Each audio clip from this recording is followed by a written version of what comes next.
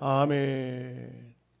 오늘 말씀을 통해서 성령의 인치심, 이런 제목으로 말씀을 드리고자 합니다. 우리 하나님 아버지께서 근본적으로 창세기를 이제 배우면 알겠지만 그 안에 하나님 아버지 안에 아들 예수님 그리고 성령님 계셔서, 그래서 성경은 창세 만물을 만드실 때 단수로 말하지 않고 복수로 하나님이 천지를 창조하셨다 이렇게 말씀합니다. 그래서 그러나 근본적으로 대표적인 것은 하나님 아버지가 만물을 만드셨죠. 그리고 난 다음에 인간을 창조하사 에덴 동산을 주시고 아무 불편 없이 살도록 하셨지만 인간이 타락하게 되고 범죄하게 됩니다. 그래서 이 인간을 그냥 버려둘 수가 없으니까 그를 건지기 위해서 하나님이 인간의 몸을 입고 오신 분이 바로 예수 그리스도십니다. 그분이 오셔서 십자가 위에서 죽으시고 우리의 죄를 사하여 주시고 만민을 속죄하신 것입니다. 그리고 예수님께서 하나님 나라로 가시면서 제자들에게 그렇게 말씀하셨죠. 내가 너희를 고아처럼 버려두지 않고 내가 아버지께로 올라가면 보혜사 성령을 보내주겠다 그렇게 했습니다.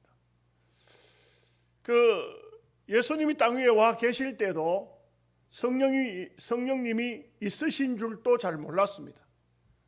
그런데 예수님께서 아버지 나라로 가시면서 내가 성령을 보내주겠다. 성령을 보혜사라고 말합니다. 보혜사는 우리말로 하면 보호자라는 뜻입니다. 우리를 보호한다는 겁니다. 보호자, 보혜사 성령을 보내주겠다. 이 성령이 오면은 이러한 일들을 하겠다고 주님이 말씀을 하셨는데, 이것을 성경을 전반적으로 찾아보면은 말씀 속에서 성령이 임할 때에 나타나는 현상들이 있습니다. 우리의 마음속에 성령을 보내주겠다 했는데 성령이 오셨냐 안 오셨는지 이것을 알 수 있는 방법이 뭐냐? 성령이 임한 증거가 있다는 것입니다. 그것을 제가 몇 주일을 통해서 말씀을 드렸습니다. 어떤 성도에게는 성령이 임하니까 가슴이 심령이 뜨거워지고 그 뜨거운 심령으로 복음을 전하고 뜨겁게 신앙생활을 하고 미지근한 신앙이 그야말로 열이 있는, 열정이 있는 신앙으로 바뀌어지더라 이거죠. 이것이 바로 불같은 성령이라 이거죠. 영적 생활이 뜨거워집니다. 나태한 심령이 달라지는 것입니다. 그리고 또한 어떤 성도에게는 성령이 임했는데 물같은 성령으로 임했다. 물은 인생의 욕구 불만을 해결하는 것을 말합니다. 예수를 믿어도 신앙생활을 해도 생활과 삶이 뭔가 모르게 불만이 가득 차 있던 그런 사람에게 물같은 성령이 임하게 되면은 바로 그 모든 욕구가, 불만이 해소가 되어지는 것입니다. 물이 흘러가는 장소에 모든 생물들이 살아나듯이 물이 흘러가는 장소에 하나님의 성령의 역사가 나타나서 식물들이 살고 고기가 살고 개펄이 살고 물이 흘러가는 쪽에는 다 살더라 이거죠. 그 다음에는 바람 같은 성령이 있었는데 이것은 하나의 영적인 기운입니다. 생기라고 했습니다. 놀랍게도 바람 같은 성령이 임할 때에 그 민족이 살고 그 백성들이 살고 마른 뼈다귀가 살아남 같이 살아나는 것이, 바람이 어디서 불어서 어디로 가는지 알지 못하지만 놀랍게도 성령이 임하니까 살아나더라 이거죠. 그 다음에는 비둘기 같은 성령이 어떤 성도에게는 임합니다. 예수님을 믿으면서도 죄를 끊지 못하고 온갖 음탕한 짓을 하고 마음이 살인하는 마음이요 도적 같은 마음이요 그 마음이 지저분하던 그 사람에게 비둘기 같은 성령이 임하니까 이 비둘기는 그야말로 정결한 짐승이라, 비둘기 자체가 정결한 것처럼 성령이 임하니까 이제는 더러운 것들을 다 청산하고 끊어버리는 것입니다. 그렇게도 안 되던 죄가 끊어지는 것입니다. 그렇게도 안 되던 세상적인 욕심들이 끊어지기 시작합니다. 비둘기 같은 성령이 임했다, 이렇게 볼 수 있습니다. 또 더 기가 막힌 것, 더 놀라운 것은 비둘기 같은 성령이 임하니까 그 눈에는 항상 눈물이 고여 있고, 그리고 이 비둘기는 구슬프게 울듯이 생활할 삶이 그야말로 이제는 180도 달라진 그런 삶을 살게 되는 것입니다. 그 다음에 기름 같은 성령이라 했습니다. 기름은 상처를 낫게 하고, 주의 종들에게 기름을 부으면 아름다운 향내가 나고 보기가 좋고, 이 기름이 들어가니까 잡소리가 없어지고, 기름이 들어가니까 식물 속에도 기름이 들어가니까 유해충들이 다 죽어버리는, 그야말로 기름 같은 성령이 임할 때 놀랍게도 변화되어지는 하나님의 역사가 있더라는 것이죠. 성령의 임재의 상징 가운데서 마지막 부분이라고 할 수 있겠습니다. 인 같은 성령은 바로 인이라는 것은 도장을 말하죠. 도장. 요즘에는 사인을 많이 합니다만, 인감 도장, 도장이 얼마나 중요합니까? 한번 딱 찍으면 변하지 않습니다. 그는 인감 도장이 딱 찍혀 있으면 그 사람의 것입니다. 하나님께서 하나님의 백성에게 영적으로 말할 때 도장을 딱 찍어 놓는 것입니다. 성령의 도장을 꽉 찍어 놓는 겁니다. 하나님의 것입니다. 너는 내 것이라. 하나님께서 말씀합니다. 너는 내 것이라. 내가 너를 속량하되 구수를 주고 속량했다. 내가 너를 보호하되 물이 너를 침몰하지 못한다. 내가 너를 보호하되 불이 너를 태우지 못한다. 내가 너를 지명해서 불렀는데 너는 내 것이다. 하나님이 도장을 확 찍어놨다.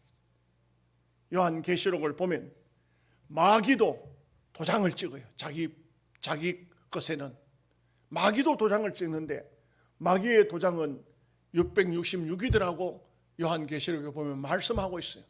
그런데 아무개나 도장을 못 찍어요. 하나님의 도장을 찍어 놓은 장소에 마귀가 거기에 도장을 못 찍는다 이거죠. 하나님 백성으로 분류가 됐다. 하나님 백성이 되었다는 것입니다. 인 같은 성령의 인침, 인 같은 성령이 임했다.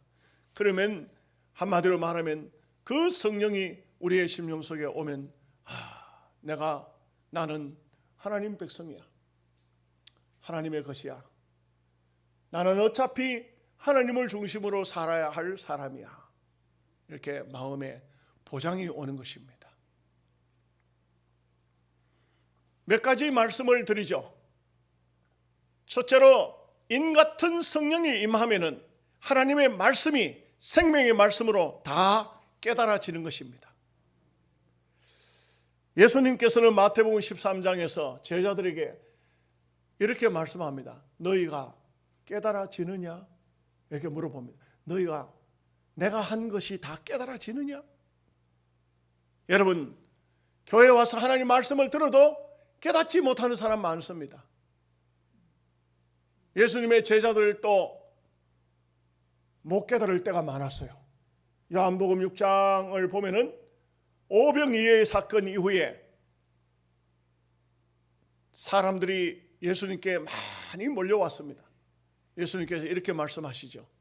너희가 나를 찾아온 것은 하늘의 표적을 본 까닭이 아니요 떡을 먹고 배부른 까닭이로다. 사실 그 말씀은 옛날이나 지금이나 똑같습니다. 똑같아요. 교회에 나오는 목적이 교인들에게 표나 좀 얻어서 군수나 될까? 도의원이나 될까? 군의원이나 될까? 교회를 들락거리는 사람. 교회에서 이번에 또 무슨 잔치를 한다던데 가면 떡이나 좀 먹을까? 이렇게 해서 교회에 오는 사람. 교회에 가면은 우리 회사에 상관이 있는데 잘 보여서 내가 좀 진급이라도 할까? 이렇게 해서 오는 사람 다 떡을 먹고 배부른 까닭에 교회 예수님을 찾아 나오는 것입니다. 생명의 표적을 보고 이분이 물로 포도주를 만들고 바다 위를 걸으시고 병든 사람을 살리고 소경의 눈을 뜨게 하고 죽은 자도 살려내는 이분이야말로 우리의 구세주구나. 이래서 찾아오는 사람과 떡을 먹고 배부른 까닭에 찾아온 사람은 전혀 다르지요. 예수님께서 그렇게 말씀하셨어요. 너희가 나를 찾아오는 것은 떡을 먹고 배부른 까닭이다. 그 떡은 너희 조상들이 광야에서 다 먹었지만 죽었느니라. 한번 이 떡을 먹고 다시는 배고프지 않고 이 물을 마시고 다시는 목마르지 않는 것을 얻어야 할 것이다. 사람들이 이것을 영적으로 깨달지 못하니까 육신적으로 말합니다. 그 떡을 우리에게 주사 다시는 배고프지 않게 하소서. 줄인 백성들이, 배고픈 백성들이 그 떡을 달라는 것입니다.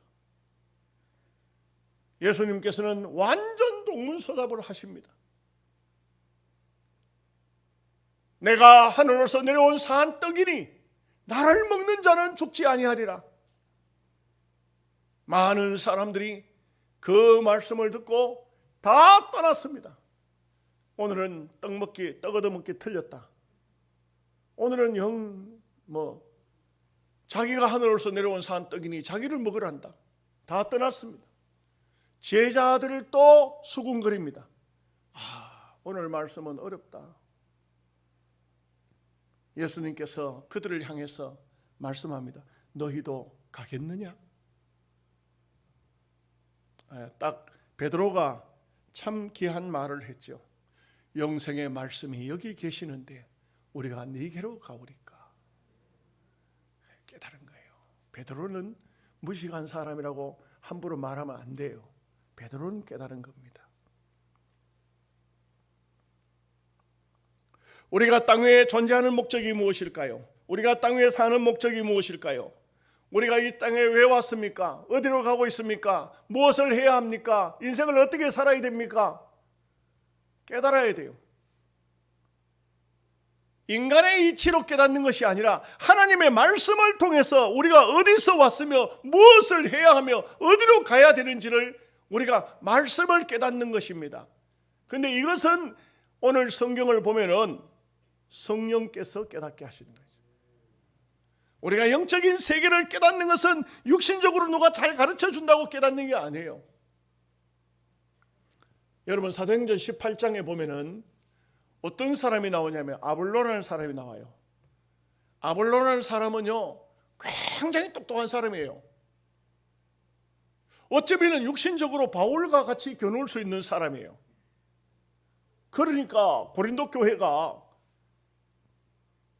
아볼로 파당이 생겼어요. 아볼로 파가 있어요. 말하자면 아볼로를 좋아하는 사람들이 모임이 있다 이거예요. 아볼로를 사랑하는 사람들. 이런 모임이 있을 정도. 바울을 좋아하는 사람이 모이는 바울파가 있고 베드로를 좋아하는 베드로를 사랑하는 사람들의 모임 게바파가 있었어요. 이 네 가지 파가 있었는데 그리스도파까지 네 파가 있었는데 그 중에 아볼로라는 사람이에요. 학문적으로 굉장히 똑똑한 사람이에요. 얼마나 훌륭한지 몰라요. 대단히 뛰어난 사람이에요.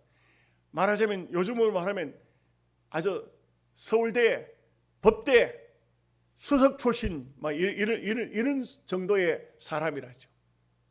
그런데 이분이 하나의 맹점이 있어요. 뭐냐? 성령을 몰라요. 하나님 말씀은 그렇게 능통하게 율법을 잘 아는데 그 성령이 계심을 알지를 못하는 겁니다.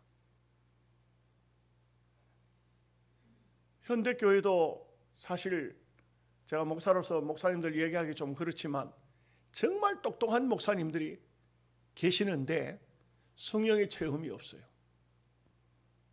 성령을 받은 기억이 없어요. 성령이 어떤 역할을 하는지도 몰라요.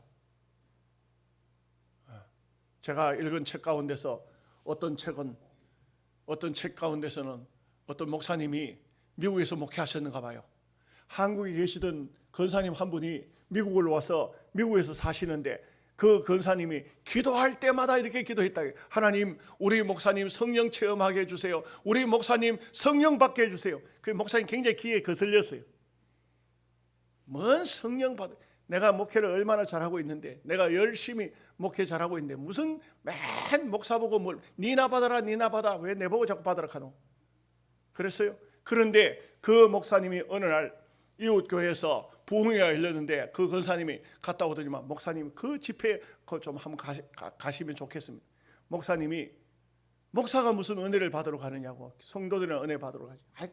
목사님 그래도 한 번만 가자고. 그 권사님이 목사님을 끌고 그 집회에 갔는데 거기서 기도하다 그 목사님이 성령을 체험했어요. 심령이 뜨거워지고 하나님의 말씀이 믿어지고, 그동안 육신적으로 설교했던 이 목사님이 거기서 하나님이 살아계신 성령을 체험한 거예요. 그때부터 이 목사님이 큰 부흥의 역사를 일으키고 놀라운 하나님의 역사를 나타냈다는 것입니다. 아볼로라는 사람은 육신적으로 굉장히 똑똑한 사람이에요. 그러나 성령의 체험이 없었어요. 그때 이 아볼로를 성경에 보면 그 브리스길라와 아굴라가 그를 데려가요. 데려가서 이 말씀을 잘 설명해 줘요. 성령에 대한 설명을 해줘요. 아볼로가 그 말씀을 받아요. 그리고 사도행전 19장으로 넘어오면 바울이 그 장소에 오죠. 그래 와서 에베소 교회에서 너희가 믿을 때 성령을 받았느냐 물어봅니다. 우리는 성령이 있음을 알지도 못합니다. 말하자면 아볼로가 그 교회에서 목회했었는데 성령이 있음을 알지도 못해요. 바울이 성령에 대해서 설명합니다. 그리고 기도합니다. 그리고 안수했습니다. 거기에 모든 사람이 그날 다 성령을 받았어요. 우리가 신앙생활 하는 데 있어서 성령을 받지 않으면 하나님 말씀을 깨달을 수가 없어요. 종교인은 됩니다. 교회는 잘 나와요. 종교인입니다. 그야말로 성령을 깨닫지 못하면 하나님의 사람은 아닙니다. 어느 순간 배신할 수 있습니다. 어느 순간 돌아설 수 있습니다.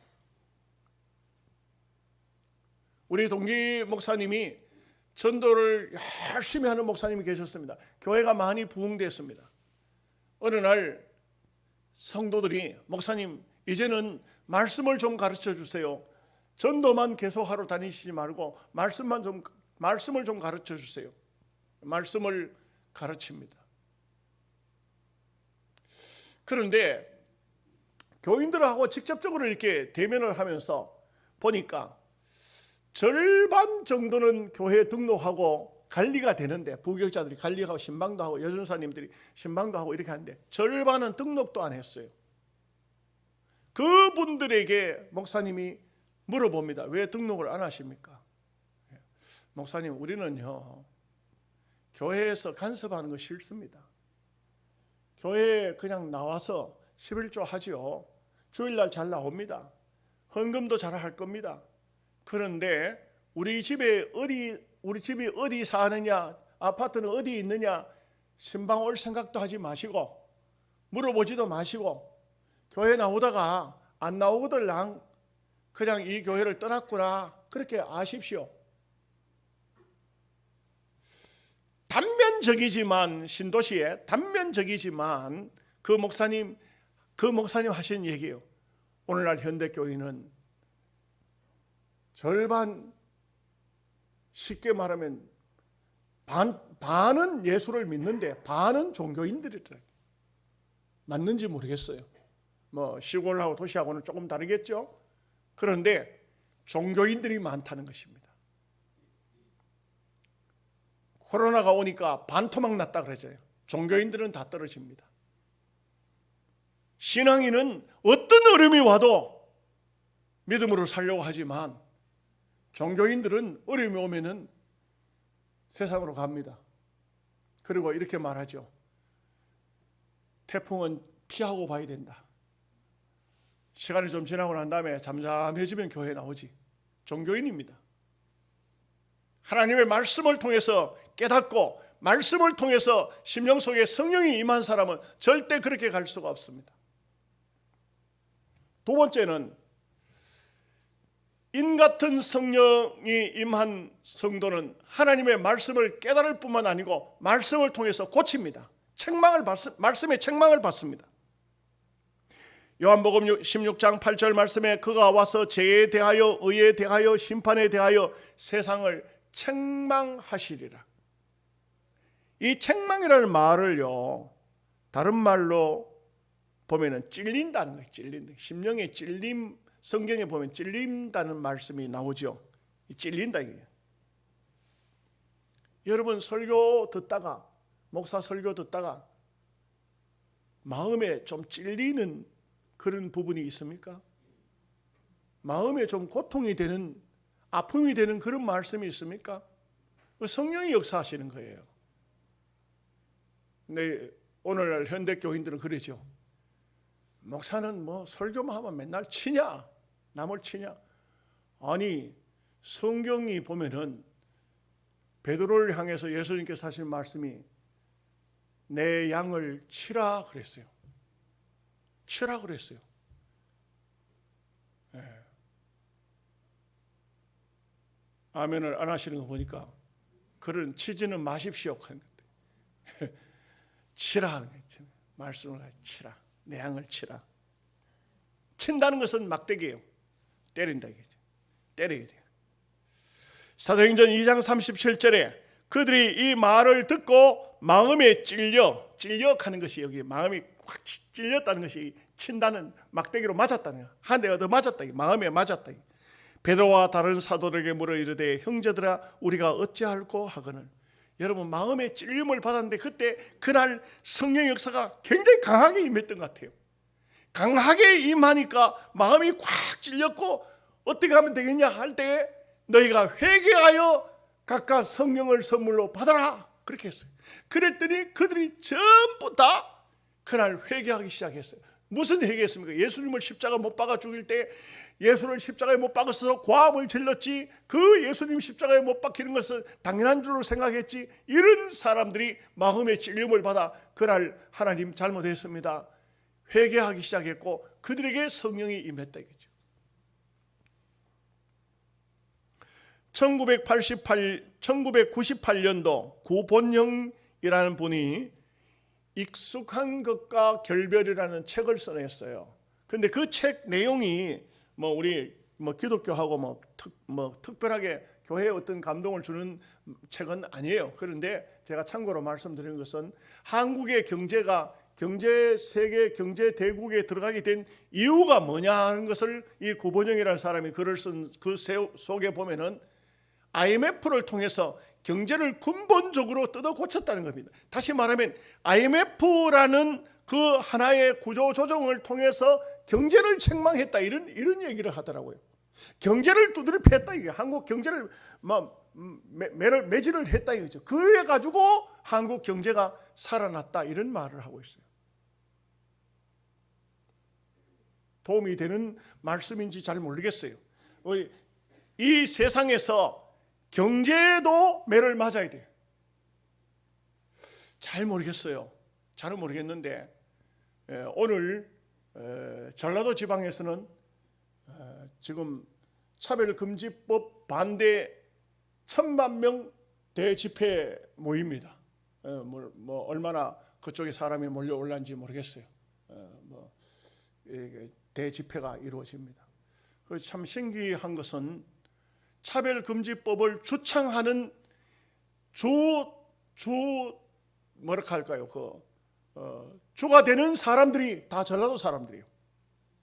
그리고 차별금지법을 반대해서 대집회를 하겠다는 사람들도 전라도 사람들.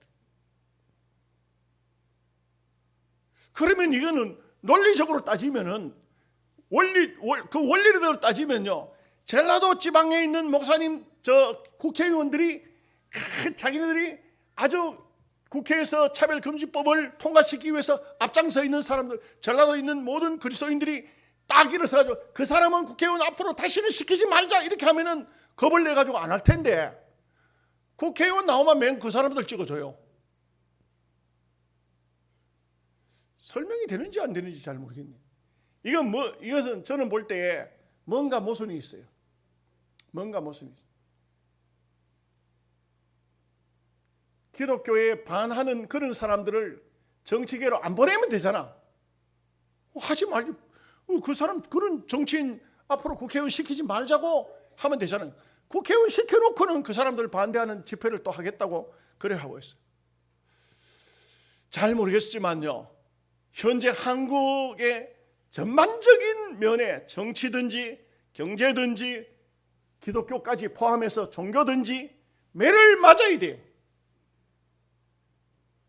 성령의 책망을 받아야 돼요. 성령께서 책망을 심히 해야 돼요. 그래야만이 고쳐지는 것입니다.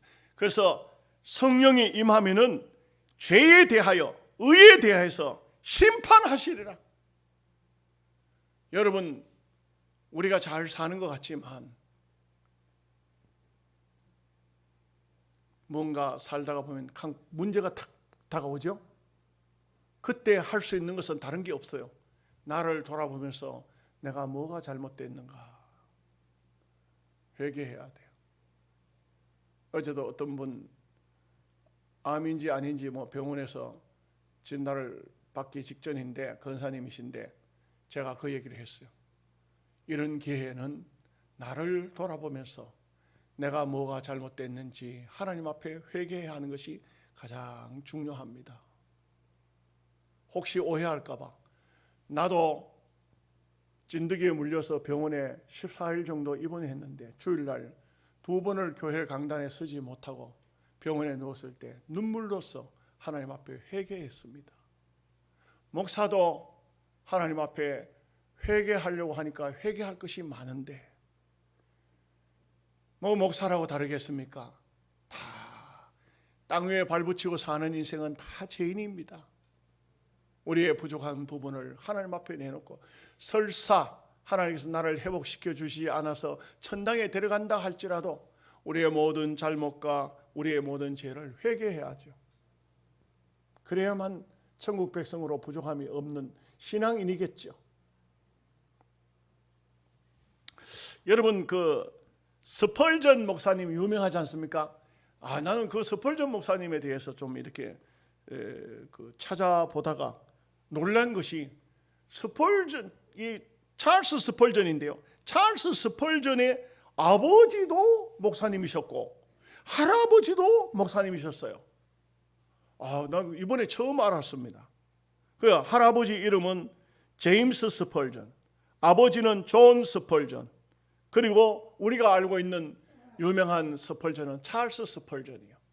근데 할아버지도 목회를 열심히 잘 했던 분이에요. 제임스 스펄전입니다. 이 제임스 스펄전은 스탠포드 교회에서 목회를 했다고 합니다. 그런데 이 제임스 스펄전이 목회하고 있는 교회에 가장 골칫덩어리 한 분이 있었는데, 이분이 로드즈라는 사람인데 성격이 포악하고 매일 술을 먹고 예배당에 와서 성도들의 괴로움을 주고 고통을 주는 사람인데, 그런데 이 제임스 스펄전 목사님이 목회를 하면서 그 사람 때문에 너무너무 머리가 아팠다고 해요.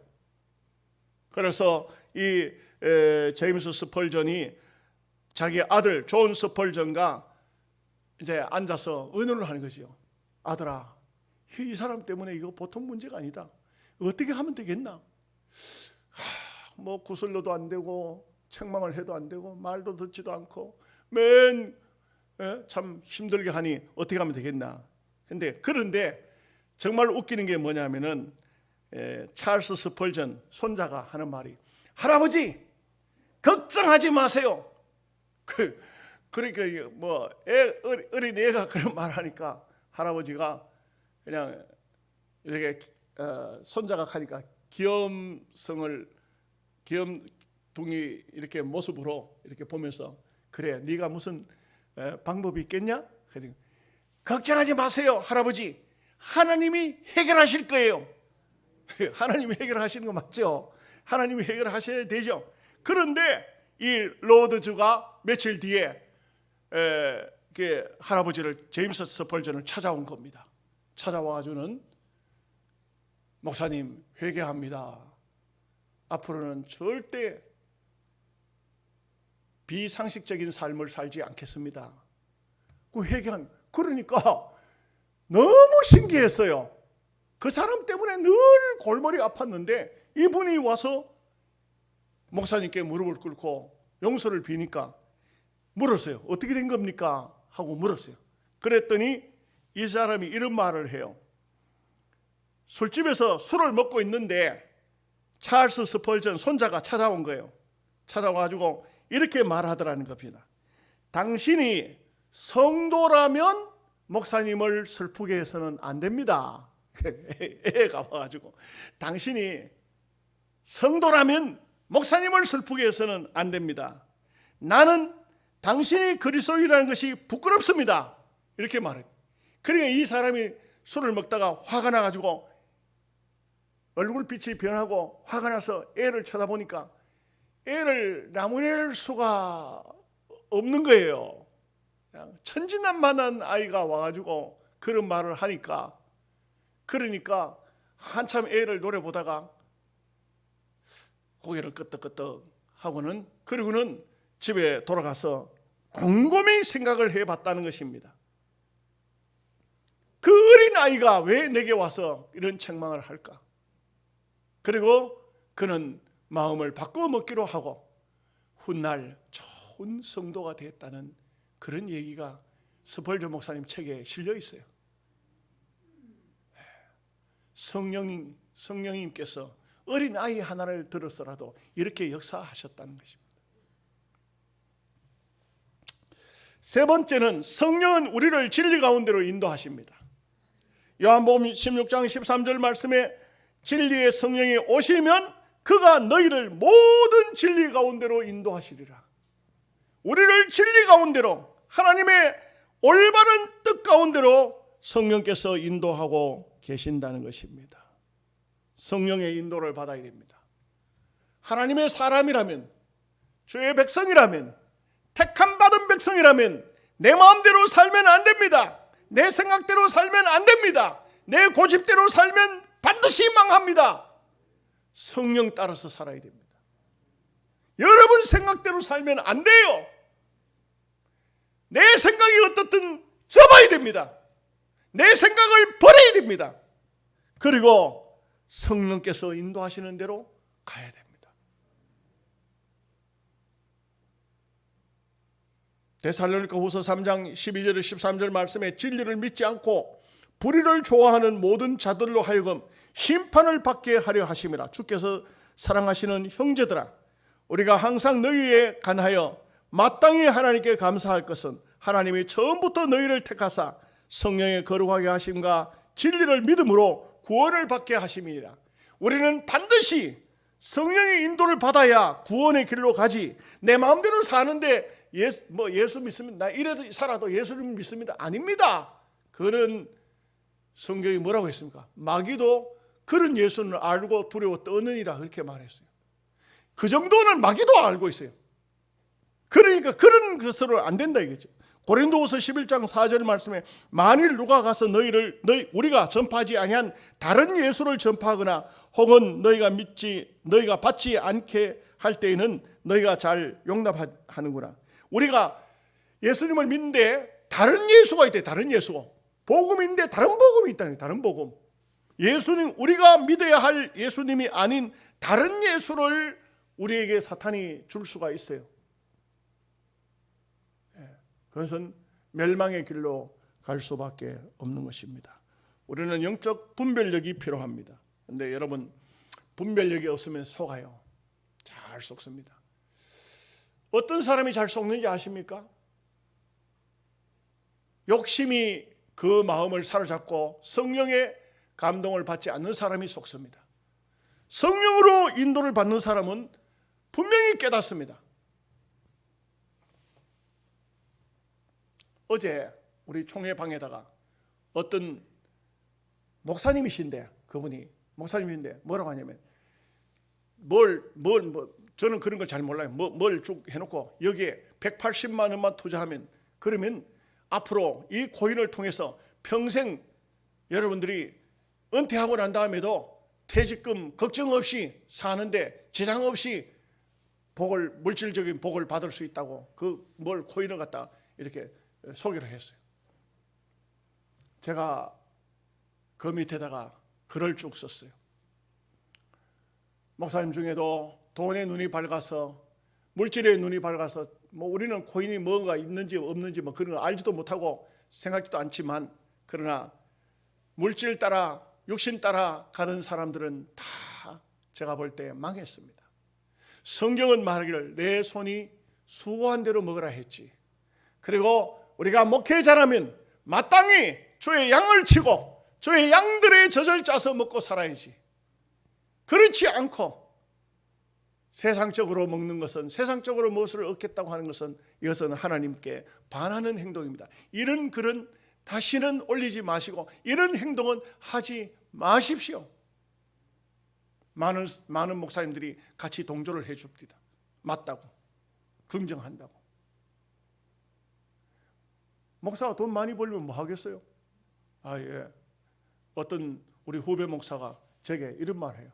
목사님, 제가 열심히 살았더니 한 100억쯤 재산 모았습니다.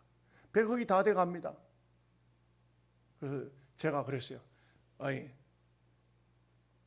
봐라, 내가 한 가지 제안할게. 그거 다 정리해가지고, 그래가지고 저 시골 교회 예배당도 못 짓는 어려워하는 그런 교회들이 있다. 그 예배당 하나 잘 짓고 사택도 새로 하나 짓고 밑에 앞에 좀 제전밭 좀 만들고 꽃밭 좀 만들고 그리고 좋은 차 사고 이렇게 해도 100억이면 충분하게 되니까, 그리고 남은 생애 동안 열심히 전도하면서 목회해라. 그거 하지 마라.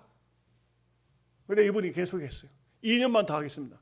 2년 만에 폭삭망했어요. 도망가 버렸어요. 무엇을 말하고 있습니까? 하나님께서 그 영혼을 사랑하면 절대 그냥 두지 않습니다. 지금 100억을 벌었네, 얼마나 벌었네, 그런 사람들 다 망합니다.